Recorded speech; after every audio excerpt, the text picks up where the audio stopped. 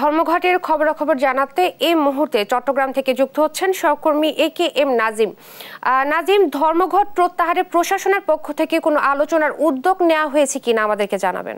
জি, আপনি যেমনটা বলছেন যে পরিবহন শ্রমিকদের 4 দফা দাবিতে যে 48 ঘন্টার ধর্মঘট চলছে সেটির বিষয় নিয়ে আজ বিকাল 3:30টায় চট্টগ্রাম জেলা প্রশাসক কার্যালয়ে একটি বৈঠক শুরু হয়েছে। আমরা রয়েছি জেলা প্রশাসক কার্যালয়ের সামনে, ভিতরে বৈঠক চলছে। বৈঠকে জেলা প্রশাসক আবুল বাশার মোহাম্মদ চট্টোপাধ্যায় এবং পরিবহন শ্রমিকদের বিভিন্ন মালিক এবং পরিবহন শ্রমিক যারা রয়েছে তাদের নেতারাও বৈঠকে উপস্থিত রয়েছে। ইতিমধ্যে বৈঠক চলছে।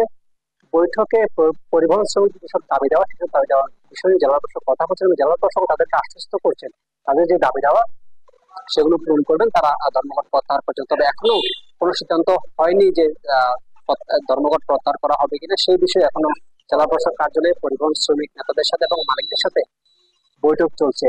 এদিকে এই পরিবহন ধর্মঘটের কারণে চরম ভোগান্তির মধ্যে পড়ছেন চট্টগ্রামের মানুষ। বিশেষ করে বৃহত্তর চট্টগ্রামের 5টি জেলার মধ্যে খাগড়াছড়ি, রাঙ্গামাটি, বান্দরবান, কক্সবাজার এইসব রোডের 120টি সড়কে যান চলাচল বন্ধ রয়েছে। সেগুলোর কারণে আসলে ভোগান্তি চরম পর্যায়ে পৌঁছে গেছে। কারণ পরিবহন নেতারা বলছেন তারা যে ক্ষতিগ্রস্ত হয়েছেন বিশেষ করে চুয়েটের আন্দোলনের কারণে তাদের 3টি বাস পোড়ানো হয়েছে এবং 1টি বাস ভাঙচুর করা হয়েছে। ওই কাপ্তাই সড়কে সামানত পরিবহন এবং এবি ট্রাভেলসের কোনো বাস চলাচল করতে দেওয়া হচ্ছে না। এইসব বিষয়ে 4 দফা দাবিতে আজ সকাল 6টা থেকে আগামী 48 ঘন্টার অবরোধ ডেকেছিল পরিবহন নেতারা।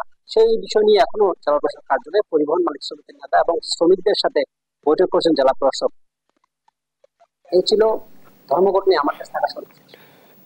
নাজিম, আপনাকে ধন্যবাদ। চট্টগ্রাম থেকে ধর্মঘটের খবর জানাচ্ছিলেন সহকর্মী AKM নাজিম।